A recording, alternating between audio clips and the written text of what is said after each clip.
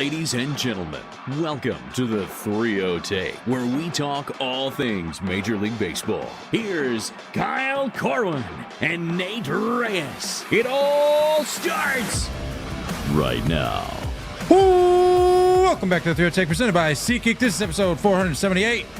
I'll be your host, Kyle Corwin. I'm here with my co-host, Nate Reyes.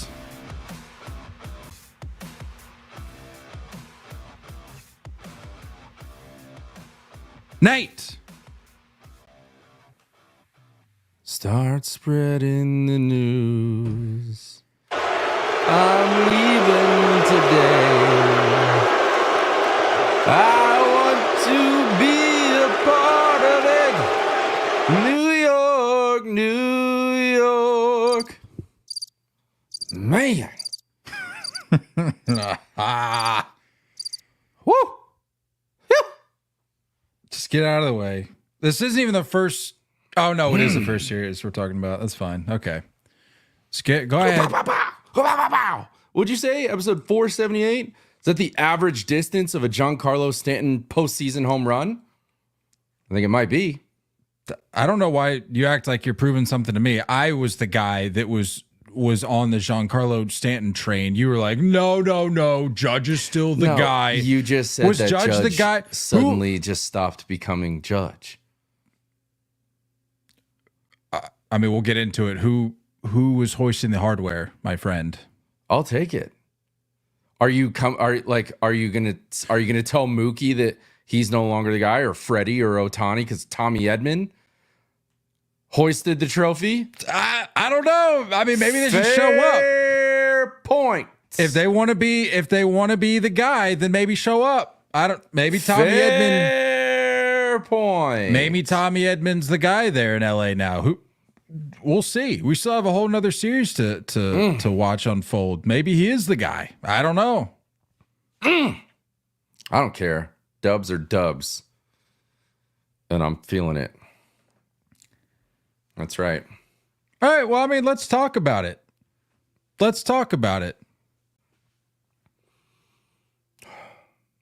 Yankees, Guardians. This will serve for those of you curious. This will serve as sort of a wrap up, putting a little bit of a bow on the LCS stage of things, and then later this week we'll have, because the series doesn't start till Friday, right? Friday. So before then, we'll do a little bit of a World Series preview. But this is kind of just putting a bow on what we just saw unfold for the last two games that each of these series saw play out. It was what, 5 and 6 for the Mets and Dodgers, and then 4 and 5 for the Yankees and Guardians since we last chatted, at least. But let's get right into it. You talk Stanton, talking Judge. Let's get into the meat and potatoes of how this thing was won on behalf of the Yankees. I'll leave it to you, resident Yankees fan. What was your takeaway from this series as a whole? First off, the 3 games in Cleveland, great games. All just very good games. Games that I feel like the Yankees hadn't gotten quite yet. The last series is a little bit of a snoozer. I don't think the Royals, I mean, it's not like they played poorly. It's not like the Yankees played great. It was kind of I don't know. It didn't really check a ton of boxes in the excitement category. You know what I mean? But this series, wow. Let me ask you, because we've talked about it on here before, but it's easy for folks, and I'm not trying to like prop ourselves up here, but I have found, at least in conversation with people, that it's easy for folks who don't do this sort of thing, where you have to like actually keep track of the finer details of these games. Yeah. It's easy for games not to run together as much, but these puppies run together, man. For stuff like in the content game, things do run together, because you gotta have notes, you gotta have thoughts on certain games and things start to run together. So forgive me if I'm not remembering this correctly, but did we or did we not start the LCS stage of the postseason saying that the Mets Dodgers series was the more, call it, entertaining series, at least in the early going? And then was there not a shift? I felt a shift personally. Wasn't there a shift? But I have a lot of bias on that. Sure. So you don't have bias in this, so I think you can speak to the shift better than I can. Yeah, I mean, I'm just, like I said, the games run together. I'm trying to think back on the early Mets Dodgers games of this series. Well, I mean, there was a clunker in there, wasn't there? There was like a 9-0 game. They were all blowouts. I which know, certainly didn't help their case, and we'll get into that. But there was a good sense of shift in entertainment value, I guess we'll call it, because man, and there was just things that in this series, Yankees Guardians series, that, I mean, you talk Emmanuel Clase, you talk Giancarlo Stanton, just things that you thought maybe could happen, but if you ran a simulation out of 100 times, things are just going to go sort of as planned, probably 95 to 98 times.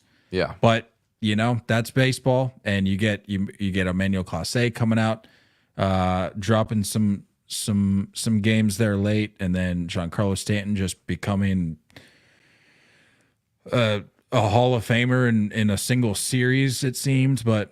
Pretty much. Yeah, I mean, I guess we could start game 4. Game 4, I'm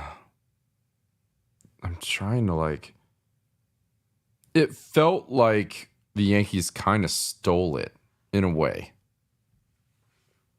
Like, it felt like the Guardians just would not go away. They just kept punching. And that was the one with the crazy weird play. Yeah, I just watched that. I wanted to make sure it was game 4. That crazy weird play of the swinging bunt up the line, and Mark Leiter Jr. flips it to Rizzo, and Rizzo just gets stuck in mud or something. Just gets a little and gave me super Bill Buckner vibes for a sec. Sorry, I missed it. What was Rizzo like? Not good. Super Bill Buckner vibes. I was like, this could be the end. This could be the end. I was not happy. To be fair, to lay the setting, I had a boys golf trip weekend. I was at the Airbnb. I was screaming at the TV. No one else really cared that much. A couple of them were like, yeah, let's put it on. One of them was played college baseball, but he wasn't a Yankees fan. So I'm very over the top during these games. May or may not have had adult beverages in the mix. So it just kind of added to the equation of. It's understandable. Yeah. So I was yelling. I was slamming stuff. I was just nervous, man. Crazy nervous. The last 3 games, my heart rate, just checking the pulse, it was up and down, punches back and forth. But whoa, big moments, big games. I don't know. I guess, like you said, it kind of just blends together. Trying to that. I do remember the crazy moment of the camera angle on Jokenzie Noel's ball that he hit to the track, where the camera angle made it look like it was going out of the stadium. Thought that ball was no less than 1,000 feet. I froze. A moment in time, I froze. There's that moment on the broadcast where there's some real dissonance going on, because you're going, what I'm hearing and what I'm seeing are not lining up, because that ball looks like it's 1.5 miles out of the stadium. Minimum. Meanwhile, I'm getting no sense of urgency or excitement from the broadcast or the crowd like in the background. So I don't know what's happening. There's I'm like a so few glad. seconds there where it just feels like it drags on for hours, and then I'm it so glad ended up- TBS is done. I'm ended up being so nothing. glad it's Yeah, done. I'm over the TBS. Like a honestly. real big struggle for multiple series, multiple games, cameras, broadcasts, the replays, hammering us with the umpire cameras during the most inopportune times. Hey, I'm Just not a gonna lot lie. of weird stuff. I enjoyed the base cam. I mean, I know the home plate ump view gets sort of abused at this stage, but I don't the mind base umps was nice. the first base umpire, if the guy's like starting to lead off and just like flash to him real quick. I think that's kind of cool. It's a unique angle, especially if you have like a base stealer on first. You can really see that lead. Flash to it for a sec. I hate the umpire like behind the dish cam during the pitch where the pitch is like it actually gets hit. And then they're like scrambling, and TBS is like, "Where's the ball?" And then they flash to a camera, and it's like Stanton's face in the dugout, and then the ball's like landing in the grass somewhere. It was a mess. But no, well, speaking dude, of Stanton, talk to me about Stanton. I mean, as we mentioned, ALCS MVP, 4 homers in the series, 7 ribbies, an OPS of 1222. I mean, you talk to me all the time about his streakiness, and that's certain. Like if you pay any degree of attention to Stanton, or really to him at any point over the stage of his or the length of his career, you know that seems to be the trend with him. But he more often than not seems to get hot at the right time when this team. It's awesome. It's awesome. Like all things forgiven. All things forgiven. And I think he had a great year. And you remember, that was my guy for comeback player of the year. I felt that. I felt like I still think he had I think he had like 27, 28 home runs. Like it was pretty good. I think the days of like, 40, 50 home run stands, like they're just gone. They don't exist anymore. And so like you kind of just hold on to these 2 or 3 like 2-week stretches during the regular season. You're like, you're impossible to get out. But outside of that, the rest of the regular season, you're like, this is awful. I think you're swinging from the wrong side of the plate. So it's just these extremes. But man, during the postseason, this guy just locks it in. I watched him struggle to keep up with a 96 mile an hour fastball for 162. Now all of a sudden he's fouling 100, 101 straight back. And I'm like, if they get him out, like they're getting away with something at this point. He's just locked in, man. I don't know what it is. It's a slow heartbeat. It's like when this stuff starts to happen, it just kind of builds. Like it's like in a different way, a Kike Hernandez, because like you don't see that Kike very often in the regular season. It's just like, but you get flashes of like Florida Marlins, Giancarlo Stanton, and fresh Miami Marlins, Giancarlo Stanton. You're like, whoa, dude, like you still have that. So it's wild. I do think Game 5, I think he baited them. I genuinely felt like he baited them. I'm pretty sure the first 2 pitches were down and out, and it was like we're talking like a little Manny Ramirez-esque baiting. Like, is that what we're talking about? I'm not going to say like one at bat to the next. I think just specifically that at bat within the at bat, like a base open. He's been red hot. It was almost like, I'll give you 2 strikes. I'm going to look silly here. I'll give you 2 strikes. Which is a bold approach, like as a professional hitter, going against the best of the best, like, like, what are you going to do when you're on the base? Anyway, like, what are you going to do? You're not going anywhere. If anything, you might get pinch run for. So it's like, might as well get a crack at it. And I could be wrong. I don't know. I doubt we'll ever know. But like, it felt like, I'll give you these 2 so you can come closer to the zone. And the slider just kind of backed up. Remind me, was this one of the home runs that he had? I think it was. Did it? Guardians had a base open on this, no? Yeah, they did. Because that was one of did. was one of the questions about Stephen Vogt in terms of Right. his decision making that Right. got addressed. Right. Yeah, game 4 was the fastball up and out. And game 5 was that slider that backed up and just kind of spun. And yeah, I mean, I think I'm not gonna dog on Stephen Vogt too much, but there were a few moments during this series that I felt like it felt weird in game 5 to like, and I get it, that's the rule. Like you bring out Clase, you bring out your closer, tie game in the 9th, like that's what you gotta do. Like game on the line, like season on the line. Do you run him back out for the 10th? Like, I don't know. Gavin Williams coming, like, would you swap those roles? Or not Gavin Williams. Gaddis.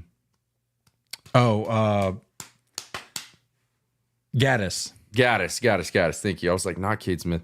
Yeah, bringing Gaddis in, it's like, do you swap that? Bring him in the 9th? You know, like, I guess, you know, hindsight's whatever. Like, it's not fair to play that game. I think he pressed like, it was like when your PlayStation isn't working and you're just like pressing all the buttons and somehow it managed to work out, and sometimes, most of the time, it doesn't. I feel like he just pressed all the buttons the whole series, and some of them managed to line up. That's the vibe I got. Yeah, I mean, yeah, like you said, I'm not gonna dog on him, and as a first year manager, I mean, you don't have that experience to fall back on, or like you haven't been there to know maybe which buttons not to press, or vice versa. Yeah. But I didn't, and maybe Guardians fans feel differently. I didn't necessarily get the sense that he tried to overmanage or you know, get too cute with things. I just think. I mean, you look at Clase, for example, and I know that that's gotten beaten into the ground at this point, but like that's just a perfect example of a guy that you've been able to rely on literally all season long. Yeah, and he collapses on you, back to back games. So that's something that you can't necessarily look to Vogt to and be like, you Side know. note, did you catch the that Austin Hedges interview? We talked about Clase, the best pitcher ever. Yeah. Okay, let's take the off ramp here. Let's take the off ramp. Talk Clase just a little bit. Couple things. Yeah, that interview. I mean, aged like sour milk. Yeah. And then the other thing. Did you see the Instagram video or? I guess it was on a story that he posted. Did you see this? After the game? Or I think it was in between the two games that he just sucked in. No, Clase. He goes home after game, I guess this would have been 3. Because game 3 is when they won, but that was game 3 was when Judge hit that home run. But the Cleveland came back and won that game. But he had a hand in game 3. Though. Yeah. So goes home after game 3, posts on his story like he has like his rings from like and like all of his hardware from being like reliever of the. Have you not seen this? No. Honestly, weirdly, it kind of fell under the radar a little bit. I was like, why are not more people talking about this? It's very strange, especially given the result of the series looking back. But he posted the story of his like. His all-star, I guess they get a ring for being like an all-star. And then he's like showing everything on his fingers, and then he pans over and it's like his reliever of the month plaque and all this other stuff. And it was basically just like a, hey, before you spout off about me, just remember who I am. And it was very weird because then he came back the next night and did basically the same thing. Yeah. So I don't know. That was like a weird again, hindsight, looking back, you look back on that and you go, where was Clase's head really at? Like how like mentally, I'm not saying it, but I'm just asking the question, like, how mentally weak was he at that stage in the game? Like, how insecure was he about his ability to bounce back? I don't know. It was just very weird. But yeah, it was, like I said, it was just an example of a guy that you can't necessarily pin on Stephen Vogt, or a guy's performance, I should say, that you can't necessarily pin on Stephen Vogt, given the way that 162 went. So sure. I was trying to look back. And as a reminder, game 1. As a reminder, gave up 8 earned runs this postseason. Gave up 5. Yeah. In 74 appearances. Yeah. Over the regular season. Didn't throw game 1 or game 2. So his first outing was game 3. Yeah, man, like closers, if you're not getting in like save opportunities during the regular season, a lot of times you'll just get tossed in. Whether it's a blowout, whether it's like, whether you're way up or way down, like sometimes they just get you in to get time because it's been a little bit. This postseason is very odd, very different, and very similar, like when a starter is used to those every 5th day, but then with like travel days and back to the other stadium, and maybe it's been 7 or 8 days, like that can mess with a guy. And that, I wonder if that's a part of the equation. But yeah, man, I think it's just like once you see a little bit of a chink in the armor, and no, like Judge didn't have a good series. No, Judge has not done well overall in the postseason.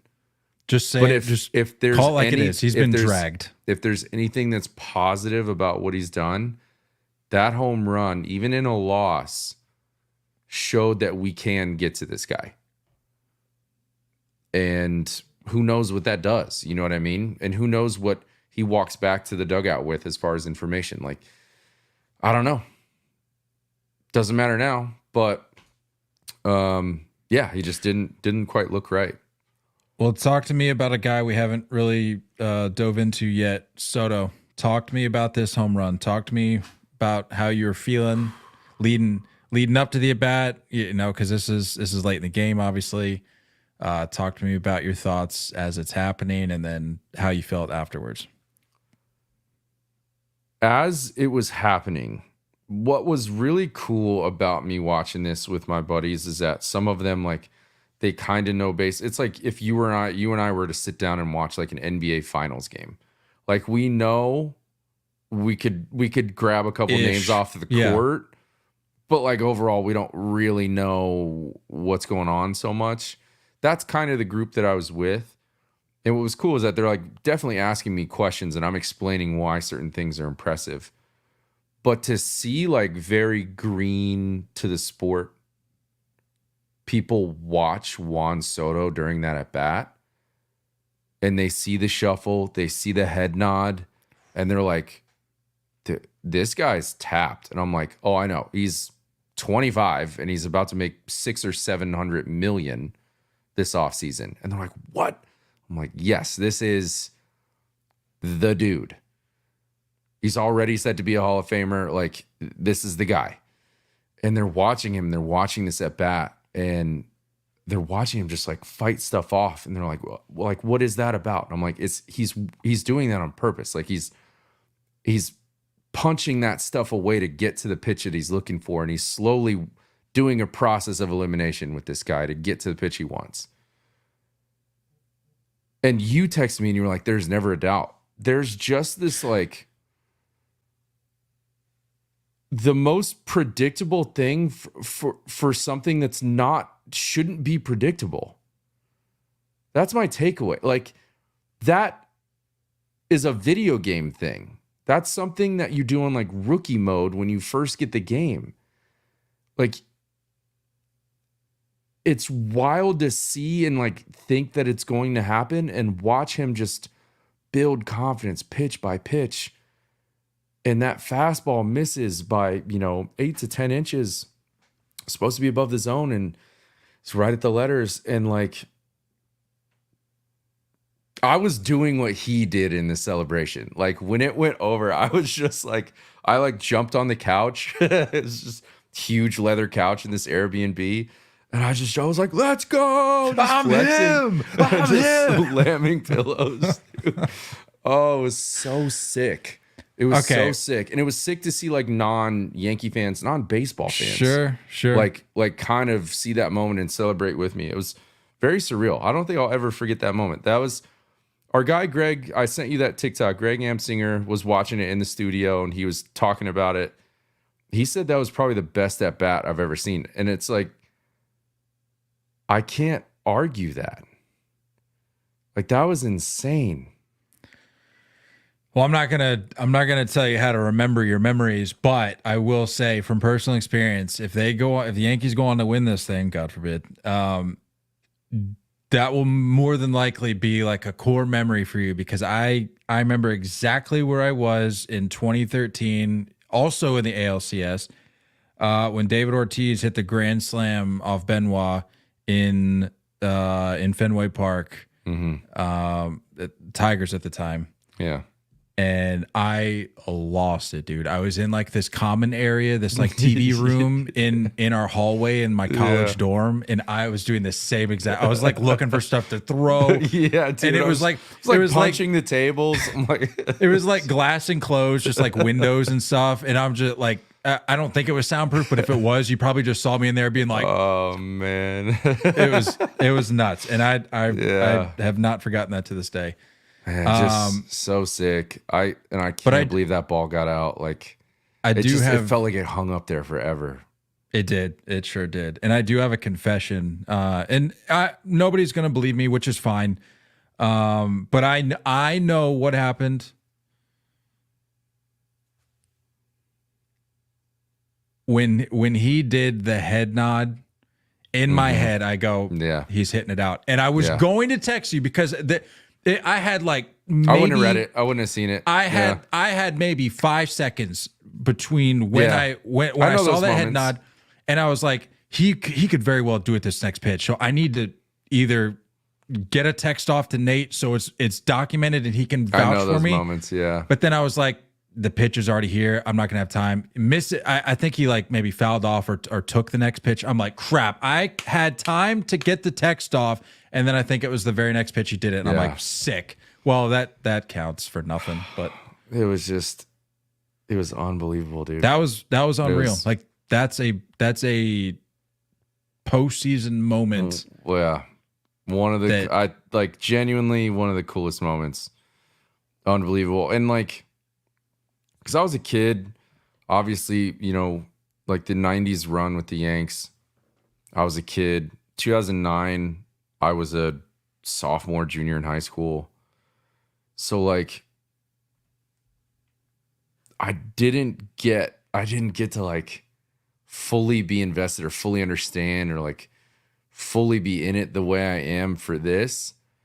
And for what it's been like, the last few years of just devastation in the ALCS. Well, just the reality, just your life circumstances now. Like you have time to like sit and enjoy these games. I mean, as a kid, you're running around like chicken with your head cut off. You're just busy. You're like running around like I mean, 96, 98, 99, 2000. Like I'm 5, 6, 8 years old. Like I'm like running around like playing in the basement with friends and then like running up to the TV and being like, okay, we're still winning. And then going back and playing. Like you're not even I'm just really talking like, 09. I just went back 09, just to 09. Like even then you're at a different stage of life, but you can enjoy this one. Yeah. It just feels different, man. I did send you I sent you the GIF. I appreciate it. I got some congratulation texts from some people. So that was as far as I could go. It was like, it said congrats or whatever. That that's as good as you're gonna get from me at this stage. Yeah. But yeah, and I was I think 2018 I was in Yankee Stadium when the Sox won because I remember seeing Carabas as I was leaving my seat, and I was like, "You guys are gonna get your doors blown off by Houston." I didn't even say anything else to him. That's what I said. I was walking up, leaving. So you guys are going to get your doors blown off by Houston. How did that go? 2017, I was driving to Arizona because I was moving here, and I listened to on the radio because my phone wasn't playing the game, so I had to listen on the radio. I listened to Greg Bird hitting that fly ball to center field. Like, I've had moments where, like, I remember these last few years, man. It's like, so, however this World Series goes, it's how it goes. But I'm just trying to soak it in right now. I'm trying not to, like, look forward too much or, like, get too nervous quite yet. Like, I'm reading articles and, like, I'm watching videos, scrolling through TikTok of seeing, like, so many fans, like, at home doing exactly what I did, like, screaming at the TV and, like, dude on his knees, just, like, completely silent watching the game. Like, these are all these moments and emotions I felt. We need to get some live reaction. We need to just set you up with, like, your phone or something and just record the whole game, and that we just chop it up, because put Paige on it. I need to see some of this. Yeah. I need to see some of this. But unless you have any other thoughts, let's talk about let's talk about your counterparts here. Let's switch over to the NLCS, wrap that up. The Dodgers and Mets, as we mentioned, I think it had so much promise, man. It had so much promise. And we talked about this a lot of these games were over by, like, the 6th. That's what I'm saying. Before the series started, we're talking about how, like, okay, the Mets, and correct me if I'm wrong, we both picked the Mets. We did. The second the Dodgers won, I was like, Mets are taking this. Talking about how, whatever you want to call it, Magic, Grimace, Jose Iglesias, OMG, any Hawktua girl, playoff pumpkin, any variety or gimmicks, selection of things. A lot of props. A lot of props, but I mean, I can only say so much, because I've always been an advocate or a proponent of having something to carry with prop. you. You get one. Or not even a prop, but just like a thing to like just one theme. A theme or something to latch onto. Because if you go into the postseason, you can go back and check the history here. Mm-hmm.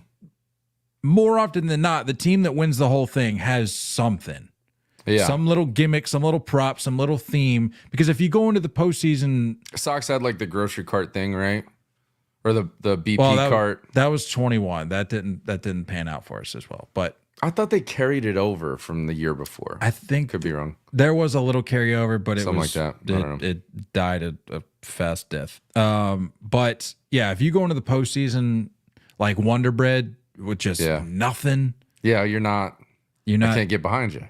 It's tough to get behind you. It's tough for the team to get behind themselves. If you're on the other side of the extreme and you've got 7 different things, where does that take you? That's just as bad, I think. Apparently, it only takes you to Game 6 of the NLCS. Oh. But yeah, just blowouts. The offense from LA. I mean, they put up 46. I think they outscored the Mets 46-26. And 26 isn't even that bad. In 6 games, you're scoring over, what is that? Over 4 runs a game? That's solid. Right?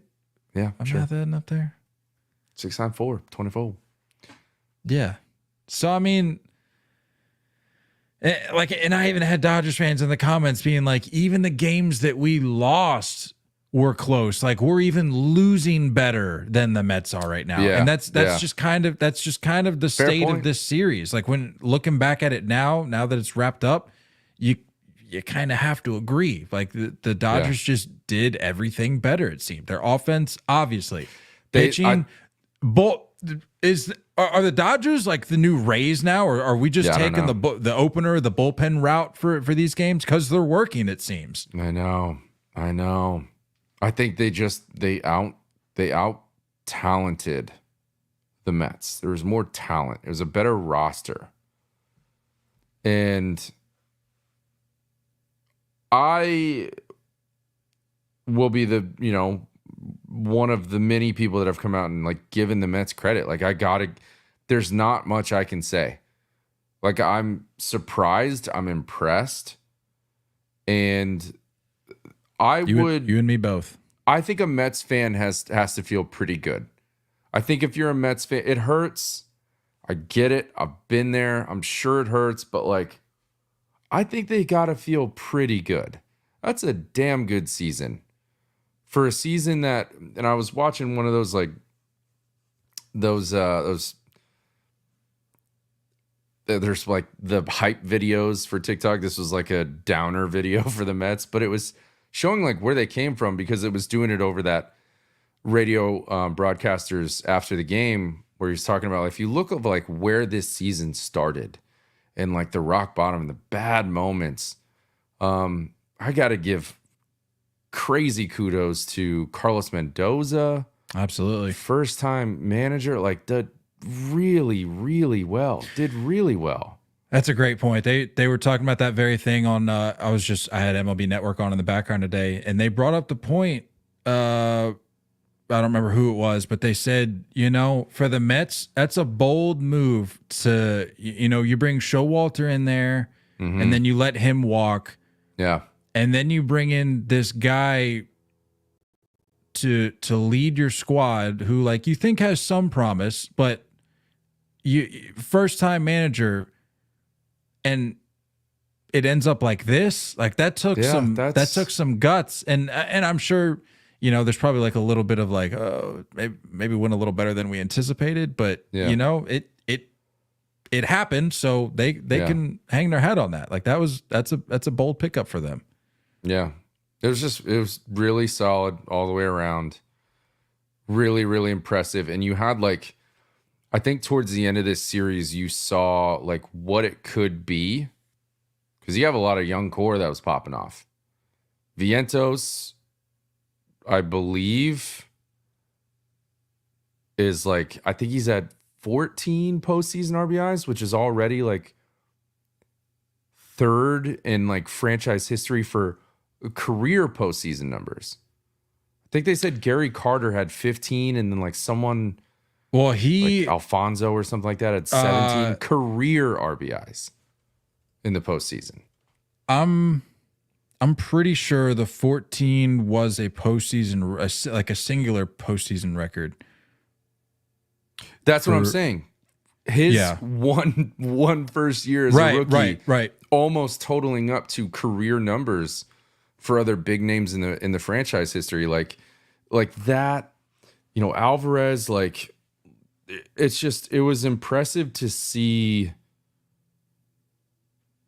what could be their core show out and do their thing. And it makes you wonder, like, was this enough? Did you see enough from Pete Alonso to bring him back? Overall, it's just, there's a lot of, I think they're heading into the most positive offseason in a long time. And not we just signed everybody and there's a ton of hype coming into spring training. This is like, there's a lot of money coming off the books. We just did something great and we have a lot of flexibility. Let's build on that. And I think they will. I think they can. They're going to be coming in hot for Soto. Oh, for sure. I mean, they're near or at the top of the race for that at the moment, I would imagine. Well, I mean, we'll obviously see how this next week shakes out for Soto with the Yankees. But I'm gonna do something I don't really do all that often. I'm gonna share an interaction I had in the DMs with a particular Mets fan. Shout out Jesse. He hit me up this morning and said, he sent me this video and he said, "I'm still waiting after about 3 years for you to give anyone on the Mets the respect they deserve. This run was not a fluke or magic like you say it is. The Mets are legit." And he said, "Hey, finish the message with 'Have a good day.'" No, I don't get a lot of that. I don't get as much of that as you think. I love sticking up for your point, still being polite. Yeah, a respectable fan. I appreciate it. Unless it was, have a good day. You know what I mean? Yeah, suck it. Could have been a little of that, but we'll never know, I guess. Hope you choke on your lunch. No, it was good natured. And then I won't read my whole message, but I just went in talking about how, and correct me if I'm wrong, but I think you and I really turned a page over I don't both know, had them winning this. Call it the last couple of weeks. I mean, Yeah, we both had them winning the NLCS. And I mentioned the point that I made. I don't know when it was, a few weeks ago at this point, where I made the point that, or I proposed the point rather, that I said, this Mets team has proven that they're maybe a little bit above. I said it in so many words, I can't remember exactly what I said, but maybe they're above the whole like Mets are gonna Met thing, and like maybe that narrative should I don't want to say die off, but like at least be put on hold for this postseason, because with the way that the Mets got into the postseason, or you really could say the second, honestly, you go back to opening day. They start 0-5. I think what was it? At one point they were 11 games under 500. Yeah. And then for them to get in the way they did, the whole doubleheader in Atlanta thing, and then Alonso in Milwaukee, and so on and so forth. Big moments. It got to a point where you and I, and I'm sure a lot of other people, couldn't help but go, whether we seriously believe the bit or not, maybe we have to like set the bit aside, because like we're actually witnessing something pretty incredible. And meanwhile, they're having a whole lot of fun, arguably more so than any other team in the postseason. Which just, I mean, we make light of like their gimmicks and all that, but it's undeniable that the Mets organization, fan base, were having probably the most fun in the postseason. And I say all that to say, like, I've given my kudos. I've tipped my cap to the Mets, and I'm going to do that. I'm going to do that like today and tomorrow and into the offseason, because this was an incredible season that we witnessed from the Mets. It was. But it's just, I'm not going to say they're not. I'm not going to say they're not legit, but they did have the flair, they had the magic, they had the momentum, they had the vibes. Like, a lot of that stuff does go a long way. And when you run into, somewhat of an immovable object in the Dodgers, like it is going to come down to talent. And, maybe things are a little bit different if Lindor stays as hot as he was before. It's not like he had a bad series by any means, but like if he stays hot, if Nimmo was fully healthy, if pitching was as lights out as it was before, like, that could have been a little bit of a different story. But I said this a few games ago, maybe it was last episode or the episode before, but like when it comes down to it, man, like I don't think it's realistic to sit there and say we're relying on a Sean Manaea and a Severino to be the guy, and lineup looked good even in the loss, even in the Game 6 loss. Like they were still, I think they scored a couple in the top of the ninth. Like they were still battling, putting up runs, putting balls in play. Like it was impressive. It's just they just ran out of juice, man. They ran out of talent in a way, and that's okay. That's okay. I think when you take away some of that and look at the core, it's a good ball club.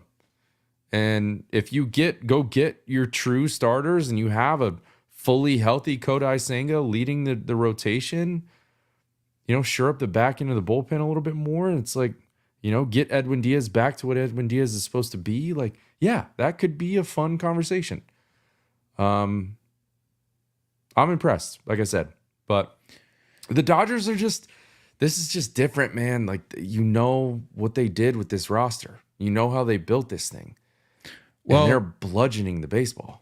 Well, I mean, let's talk a little bit about the Dodgers here. But before we dive just head first, a question I wanted to present to you, because it's something that I've seen a lot of since this series ended, just in this short amount of time, and understandably so. It's this narrative rather, or discussion is coming from Mets fans. Mets fans believe that there is a strong anti-Mets bias that exists and I'm sure they believe it has existed, but I think more so they're highlighting the fact that it exists, especially so in the moment. Because if you look at just, I mean, some of the examples they were using were some of the social posts that like MLB put out, for example, like the league itself was, and I think like I want to say like Fox Sports and maybe Bleacher Report was on there. I honestly, I've seen so many social posts about this series in the last 24 hours. I'm losing track of who posted what, but one of those accounts had an image of, I think it was Shohei standing over Grimace in like the boxing ring, and Grimace was like on the ground, and they're like, well, would you, if the Mets would have pulled this off, would you have Grimace standing over Shohei? And in my head, I'm going, well, that's a stupid analogy because Grimace is a fictional cartoon promotional character, so it's not as egregious to have him on the ground as opposed to, you know, the face of the sport. Thanks to you, we just completely lost like the whole Grimace family as listeners, but continue. I'm sorry. They're just all at home. They're like, unsubscribe. I apologize. Hitting it with their thumb. Trying to mash it. It won't turn off. No, but you know, like that. And then just the general excitement that I think was conveyed by the non-Mets fans baseball world of the Mets finally falling and like finally Metsing, if you will. Yeah, I mean, look, I think it would have been a little bit different if it's not the Dodgers and not the Yankees. You know, if it's the Guardians moving on to the World Series, I think that looks a little bit different. But let's face it, like if you do have a Mets bias, if you are a Mets fan, put that aside, and we never get to see MVP showing down. You know what I mean? Ohtani, Judge, Betts, Soto, Freddie, Stanton, like you don't get to really see heavyweight matchups the way you like kind of hope for. Number one seed versus number one seed. It's kind of rare. So it's kind of what we all deserve, man. Like I understand if I sound biased here, but like if you're not a fan of any of these teams, any of these three teams that we're discussing, you got to admit, like we're about to see star power, dude. And now we're about to see like historic lineage. It's cool. It's really cool. I think if you remove that aspect, maybe there would be more people rooting for the Mets. But it's difficult because the Mets have done so many. They've had players and they've done so many things over the last few years that are so unlikable. And Mets fans can be pretty brutal at times. So it's like now you're just expecting us to turn a corner and like suddenly hurrah for an underdog. Like they have to be the ones to make that turn that corner first. Like you can't expect us to beat you to that punch. Like you can't expect to see us at the finish line, like the proverbial finish line, being like, "Hey, we're riding the train of this team. Like, where have you guys been?" Like, no, that as Mets fans, that's your job. They're just as flip floppy as anyone else. Yeah, they'd be lying if they said they hadn't written this season off like even before the All-Star break. But the last thing I'll say on the Mets, because I want to talk just a little bit more Dodgers here. For the Mets fans that are like, nobody believed in us, we weren't even supposed to be here. That's correct. You weren't. That's correct. And you know why that's true? Your front office, I've said this a dozen times at this point, your own front office said that this was not necessarily going to be a year in which they were going to compete. So for you, this is true. For you to be upset with us non-Mets fans about, well, like nobody believed in us. What's with all the kickback now that we've lost? It's like, well, so you have to understand, for the rest of us baseball fans, it's less about the Mets and more about just the pieces falling into place that I guess we're going to fall into place the whole time. This is the way it goes, man. Go back to medieval times. There was always a jester. There was always the funny one and everyone could get together and laugh at. And not to be mean, but that's what the Mets have been the last few years. That we just talked about it. That's what they've been. This is what we've based it off of. And I think they come out of this series and they go into the offseason and into the future with this core with a lot more respect. And I'm not speaking on behalf of Braves or Phillies fans. Sure. From reasonable baseball fans, I like to consider ourselves reasonable baseball fans. I would hope that you would have a renewed perspective on the Mets going into 2025. You're now on the radar. Seriously. Diamondbacks last year, coming into this year, on the radar. Respect. But the team they inevitably fell to, team we've kind of danced around to this point, the Dodgers. I mean, you nailed it. And like I said, we're gonna get into that. We're saving the World Series preview episode for later this week, so we're gonna go full blown like look ahead predictions, all that. But you hit the nail on the head. I mean, you've got it. It's not even worth arguing. The best two players in the game at this point in time, going up against one another head to head in a best of 7 for all of the marbles. This is movie stuff, man. This is what everyone wants. And for the people that are talking about, well, I'm just not going to watch a minute of this World Series. Then tell me what you're a fan of if you're not a fan of baseball, because that's what I'm gathering. Yeah. Is that you're not a fan of baseball if you're not watching this. Because I have people saying, well, it's the money, it's the payroll. That never lines up. That never works.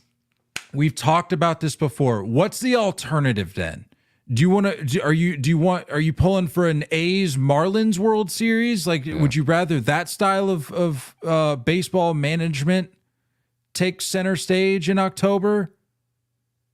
And I get it. It's like the two. You can't argue. It's just fact. You've got the two most unlikable teams in baseball going up against one another. Yeah. But you cannot deny the star power and the entertainment value that this World Series is going to provide. And again, to revisit the folks that are like, well, I'm not going to watch a minute of this. How's the cliche go? This is not an airport. You don't have to announce your departure. Yeah. Okay. Just enjoy watching the preseason NBA. I don't know when the season starts. I think we're close. Enjoy watching that, I guess. I don't know. Go watch Bronny. I mean, like, just kidding. You're probably, if you hate the Dodgers, you're probably not watching Bronny either. I just cannot fathom a World Series that has, I mean, 2 without a doubt, but you could make the argument like 3, 4, 5 of the game's top players. Yeah. Yeah. Oh, yeah. And this isn't just a random interleague series in July, which I think we did see. We saw Yankees and Dodgers go up against one another. I think it was July, like some point in the summer. Yeah. Like, that's not what we're talking about here. If you don't want to watch that, fine. I think most baseball fans probably at least had an eye on that series back in the summer, but I get it. It's just a regular season series, but we're talking about the literal World Series. Yeah. I just don't know what else you could ask for. And the people that are trying to, again, make the point about the money or the payrolls or the worths, the values of these franchises. Okay, let's flip the script then. You don't have to go back very far. Go back to last year. Tell me, look me in the eye, fan that doesn't want to watch, air quotes, fan that doesn't want to watch this World Series. How much did the D-backs and Rangers move the needle for you? Right, exactly. Everyone complained about that. So it's just, this hasn't happened since what, like 88 or something like that? It was sometime in the 80s. Dodgers, Yankees, I believe it was 81. 81. Yanks haven't been in it since 2009. Like, it's not like these teams are meeting up constantly. Like, all things kind of coming to a head here, man. It's all... D-backs Rangers was one of the lowest rated World Series, by the way, just for conversation. Not surprised. This is what we all wanted. This is what we all wanted. But the Dodgers, I feel like this comes down to it comes down to starting pitching in a way. I think the offense is going to be there. Don't tease too much. Yeah, we got a preview episode That's coming. fair. That's fair. I'll lay off. Overall, I'm freaking grateful, man. I'm soaking it in. I'm starting to get a little nervous. I'm starting to get a little crazy, but it feels really, really cool, man. It's been a long time. I've been hungry for it. If you're hanging out with us live in the chat, tell us, are you watching this? Yes or no? Do you plan on simple. watching this World Series? I'm just going to go ahead and put it on out there. Are you a fan of baseball or not? I think we'll know the answer to that question based on the response you gave. Are you watching this World Series? Yes or no? Because I saw a shocking number of people. I know.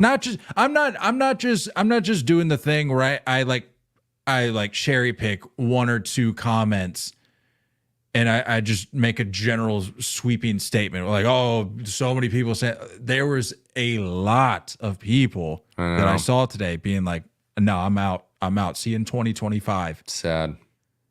I'm like, what are we talking about here? Yeah, we got some folks locked in. I'll say this. I think we attract the right type of baseball fans. I'm going to be honest with you. I'd like to think so.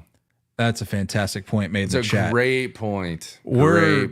We didn't even mention the fact that Japan is going to make up probably like 95% of this viewership. It might not work for a few days. Just kidding. I think it's in the middle of the night. It's all right. But dude, this is going to break. I think this will break records. Rob Manfred. Oh, I won't read you some of the tweets I saw about it today, but people are dead on with it, dude. He is foaming, or I should say was foaming at the mouth for this series, and he got it. And I'll be honest with you, I can't even, like, I'm not even, I know I've made a comment or two about it myself on Twitter, but I mean, you got to recognize it is a business. And like, at the end of the day, I mean, I'm probably no better than Manfred in that situation. Like, this is probably what I would have wanted. If this was my business, I'd probably want the same thing. 100%, dude. 100%. Because this is, I think, a series that's going to attract,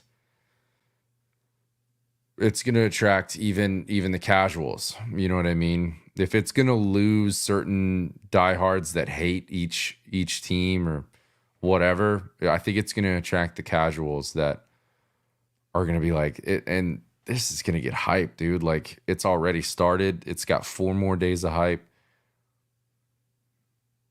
I'm so here for it. I'm so excited, dude. I'm going to be useless this weekend. I need it. I'm excited for this World Series. I can't even lie. Which I know may seem shocking to some folks, given I appreciate that honesty. Just given, my situation as a baseball fan, but I love that honesty. I just don't know how you can't be excited about this World Series. Seriously. Like, if you appreciate just pure baseball talent, this is a dream scenario. Preview Thursday. Yeah, how do you want to do this? We got I know I'll have a little something going on Thursday, but what if we went? Is Wednesday too soon? Give it a couple days to breathe. Do a little Wednesday. Maybe I'm cool with that. Maybe hop right back on Wednesday. I like that. All right. Wednesday it is. Sunday Wins. travel day. Sunday's a travel day. Sure is. Yep. Yeah. Yeah. Game 1 will be Friday. Game 2 Saturday. Sunday travel game or travel day. Bang. All right. Well, preview episode coming to you in 48 hours. Love it. Looking forward to it. Good stuff. Good stuff. Gonna be we'll get to you guys a few times during this series. Don't worry. Like, we're gonna be doing a preview. We're gonna be doing a couple check-in episodes. I mean, obviously based on how the series itself goes, but if this thing, This will line up because Sunday will be travel day, and then Wednesday won't be travel day. It's gonna be 2-3-2, so Thursday would be the next Thursday. travel day. yeah, We'll so figure it out. You'll get a check-in or two from us. Yeah. And then we'll do a recap, and then who knows what the offseason holds. Who knows? But no sense in talking about the offseason just yet. We got a World Series on deck. Get locked in. And I saw a couple posts about it today, and I couldn't agree more. It was something to the effect of, like, even if you're not a fan of either of these teams, or even if you just want both teams to lose, you should still watch it, because you have to remember, these are the last baseball games. That's of the true, year. sucker. What, are you done watching baseball? I don't think so. No, not I.